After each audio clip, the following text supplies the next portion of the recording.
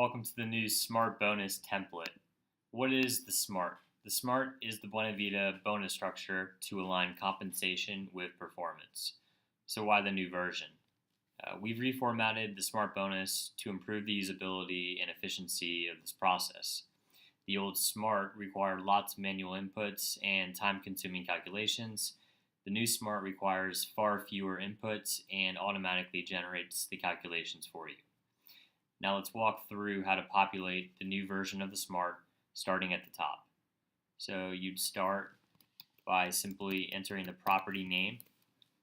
We'll go property X for this scenario, and then that will already be generated. And then here you'll also fill in under property name. We'll go property X as well.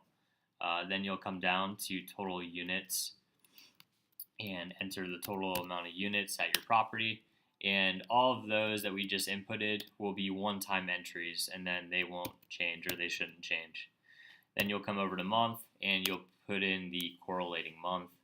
And the last row here at the top is occupancy at closeout as of the 25th. And you'll simply enter that number as the 25th for your property. Over the different components of the Smart. The Smart will consist of a turnover ratio bonus, a net cash flow bonus, work order completion ratio bonus, leasing and renewal commissions, as well as other income/unit upgrades. A summary will be found at the very bottom of the report. Let's first go into the turnover ratio. Here, as in the sections below, you will find the bonuses earned depending on the threshold met in the gray box at the start. Please note that you will only input into the cells that have a pink background with a blue font. In order to calculate our turnover ratio, we must pull move-out, skips, evictions, and transfers for that month found in the resident activity report as noted below. Let's say in this example we had 0 move-outs, 2 skips, 0 evictions, and 2 transfers. You will note that the calculation is adjusted depending on our metrics for this month. The turnover ratio is then automatically calculated as well as the bonus earned in the bottom right. We can move on to net cash flow, and here we will be benchmarking against our budget for the month. Let's say for this example we had a budget of $200,000 and we outperformed by $2,000. Since we outperformed the budget, we automatically see a bonus is earned for the net cash flow section. In order to complete our work order completion ratio, we will be pulling from the work order status report as noted here, and we will be inputting service requests received this period, service requests carried over from the prior period, service requests completed this period, and service requests outstanding. Again, adjustments here will automatically calculate the work order completion ratio and bonus earned accordingly.